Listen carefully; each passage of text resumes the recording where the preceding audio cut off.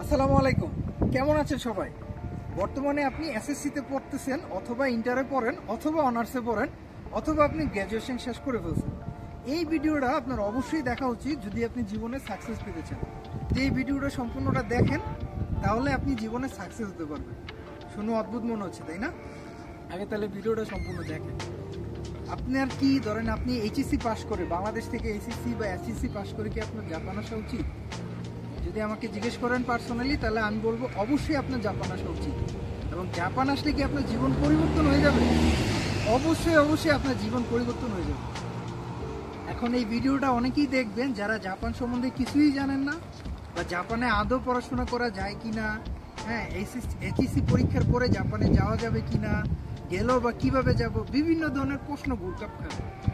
কিন্তু এত কিছু প্রশ্ন বাদ দিয়ে আপনার প্রথমেই মাথায় ঢুকানো উচিত যে আপনি জাপান আসবেন কিনা, বা জীবনে কিছু করবেন কিনা, যেটা বাংলাদেশের থেকে করা খুবই টাফ, খুবই টাফ। ধরেন এইচএসসির পরে নর্মালি বাংলাদেশে আপনি যদি এইচএসসি পড়েন, আমি আগে জাপানেরটা পরে বলি, আমি আগে বাংলাদেশেরটা বলি। আপনি বাংলাদেশে এইচএসসি পড়েন, হ্যাঁ, এইচএসসি পাস করছেন, ইন্টার পাস করছেন, ইন্টার পাসে আপনার বয়স কত হবে? 18 থেকে 19, মানে 18 থেকে 19 বছরের মধ্যে আপনি বাংলাদেশে ইন্টার পাস করে ফেলবেন। তারপর আপনি কি করবেন? আপনি হচ্ছে অনার্সে ভর্তি হবেন। যারা ভালো ভালো ইউনিভার্সিটিতে পড়েন, ধরেন হচ্ছে বাংলাদেশে যে পাবলিক ইউনিভার্সিটি আছে ওইগুলোতে যারা পড়েন, এদের ক্ষেত্রে ডিফারেন্ট। কিন্তু যারা লোকাল ইউনিভার্সিটিগুলোতে পড়েন, ধরেন ন্যাশনাল ইউনিভার্সিটি বা প্রাইভেট ইউনিভার্সিটি, মিনিমাম 5 থেকে 6 বছর লাগে। খুব দ্রুত যদি করেন তাও 5 বছর লাগে। তো এই 5 বছর আপনি পড়াশোনা করার পরে বাংলাদেশে স্যালারি পাবেন কত?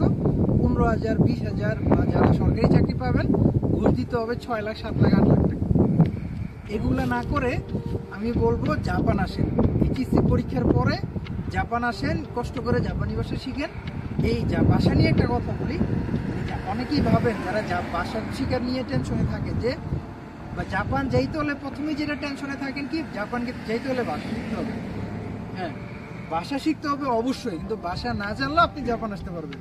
আমি বলতেছি স্টুডেন্ট যারা, ধরেন আপনি এইচএসসি পাস করার পরে আপনি যদি ইংলিশে ভালো দক্ষ হন, আপনার আইসিউ স্কোর যদি 5.5 থাকে, তাহলে জাপানে ভালো ভালো ইউনিভার্সিটি আছে যেগুলোতে আপনি স্কলারশিপে আসতে পারবেন।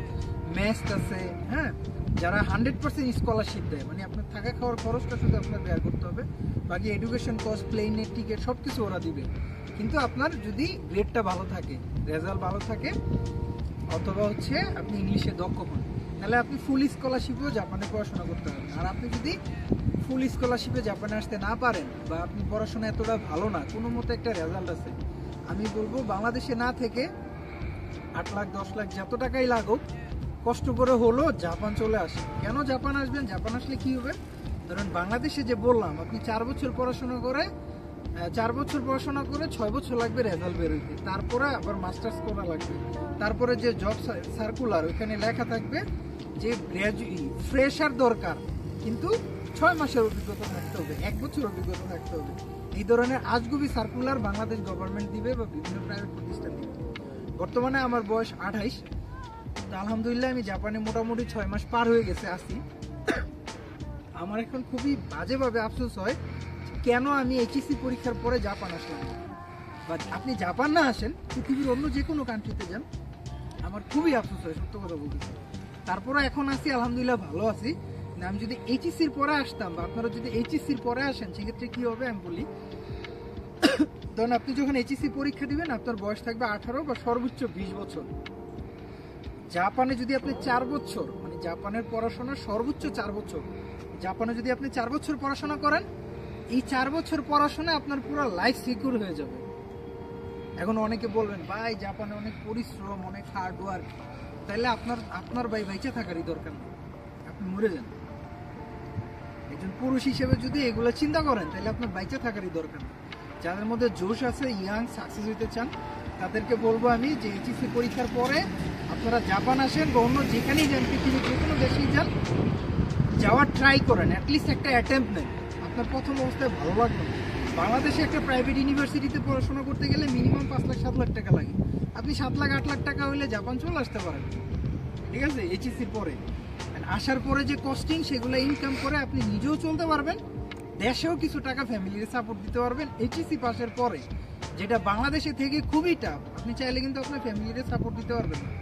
ইভেন নিজে যেসব ছেলেবেলে ধরেন এগুলোর অভ্যাস আছে, এটার কথা বললাম, চা এবং তা যারা খান এদের পকেট খরচও বাপ মার পকেট থেকে দিতে হবে, ফ্যামিলির ওটা সাপোর্ট দিবে দূরের কথা।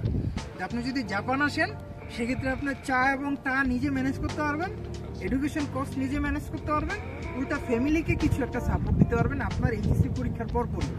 ঠিক আছে, তো যেটা বললাম যে এইচএসসি পরীক্ষার পর আপনার ফ্যামিলিকে আপনি চাইলেই সাপোর্ট দিতে পারবেন এবং 4 বছর পরে আপনি অ্যাভেলেবেল জব করতে পারবেন। অ্যাভেলেবেল জাপান মার্কেটে জবের অভাব নাই যদি আপনি ভাষাটা ঠিকভাবে জানেন। আপনার ভাষার লেভেল যদি N2 অথবা N1 থাকে, জাপানের হাজার হাজার কোম্পানি আপনাকে হায়ার করবে, শুধুমাত্র আপনার এডুকেশন জাপানিজ ল্যাঙ্গুয়েজ যদি দক্ষতা হয়। এবং সেটা আপনি যদি স্টুডেন্ট ভিসা আসেন অটোমেটিক হয়ে যায়, কোনো না কোনোভাবে আপনি হয়ে যায়, যেটা বাংলাদেশ থেকে কয়েক হাজার গুণ লাইফ বেশি ভালো লিড করবেন, আমি গ্যারান্টি দিচ্ছি। হ্যাঁ, তো হার্ডওয়ার্ক মেন্টালিটি থাকতে হবে, এটা প্রথম অবস্থায়। পুরুষ মানুষ আপনি আজকে হার্ডওয়ার্ক করেন, 10 বছর পরে করেন, হার্ডওয়ার্কের মধ্যে আপনি যেতেই হবে। ঠিক আছে, তো যারা লুজার তাদের জন্য এই ভিডিও না, যারা হার্ডওয়ার্ক পছন্দ করেন না বা একটু কমফোর্টেবল লাইফ চিন্তা করেন, হ্যাঁ তাদের জন্য এই ভিডিও না। যারা হার্ডওয়ার্ক করতে পারেন এবং জীবনে আসলেই কিছু করতে চান, ভাবেন যে হ্যাঁ আমি জীবনে কিছু করবো, ফ্যামিলির জন্য একটা বাড়ি করবো, নিজের জন্য একটা গাড়ি কিনবো, তাইলে আপনার উচিত এইচএসসি পরীক্ষার পরে খুব ঠান্ডা মাথায় চিন্তা করা।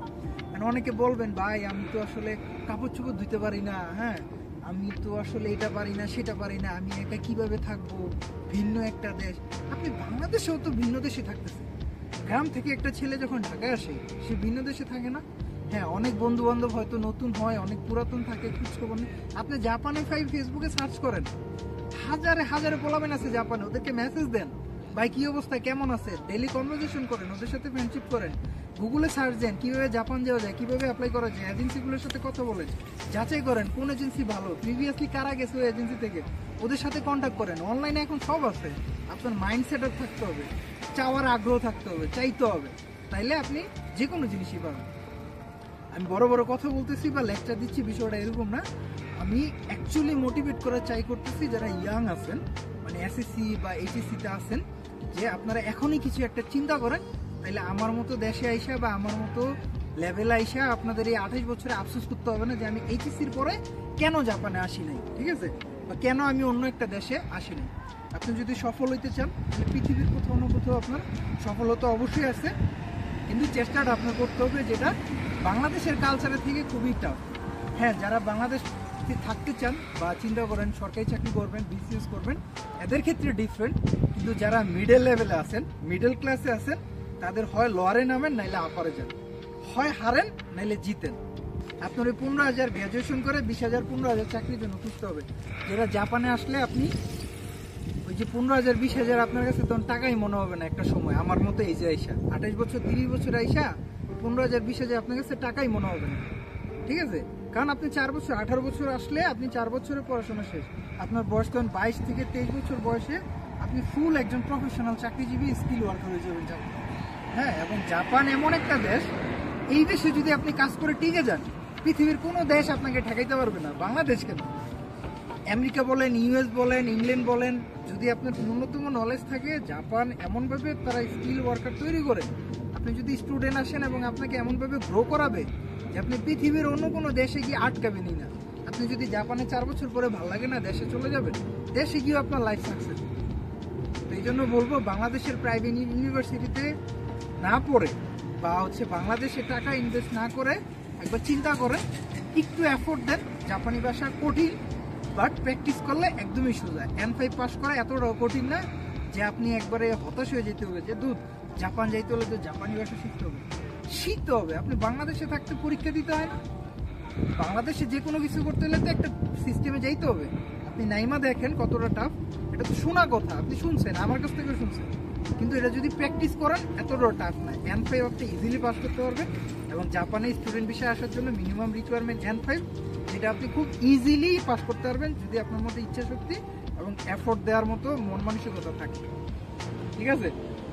তো অনেক কথা বলছি, আপনাদের উদ্দেশ্যে আমার এই সুন্দর একটা মেসেজ থাকবে। আল্লাহর রাস্তায় যারা ইয়াং জেনারেশন আছেন বা গার্ডিয়ান যারা দেখতেছেন ভিডিওটা, একটু সাহস নিয়ে বাচ্চাদেরকে মনোবল দেন যে বাংলাদেশে যদি থাকে তাও যেন এফোর্ট দিয়ে অ্যাটলিস্ট গভর্নমেন্ট জব বা বিসিএস যদি দেয় সেটা ডিফেন্স আফটার, বাট যদি মিডল এভারেজ রেজাল্ট এভারেজ লাইফের কথা চিন্তা করে তাহলে আমি বলবো বাইরের কান্ট্রিতে চলে আসা চলো, তাহলে আমাদের মতো এই যে আইসা অলরেডি সাকসেস হয়ে যাবে। ঠিক আছে, এই ভিডিওটা যদি ভালো লাগে তাহলে ভিডিওটাতে একটা লাইক দিন, কমেন্টে আপনার মতামত জানান, আর ভিডিওটা যদি আপনি ফেসবুকে দেখেন তাহলে আমার ফেসবুক পেজটাকে একটা লাইক দিন। চাইলে আমাকে টেক্সট করতে পারেন যে কোনো ব্যাপারে, আমি ইনশাল্লাহ ফ্রি টাইমে অবশ্যই রিপ্লাই দেওয়ার চেষ্টা করব। তো ভালো থাকেন সবাই, আল্লাহ হাফেজ, সায়োনারা।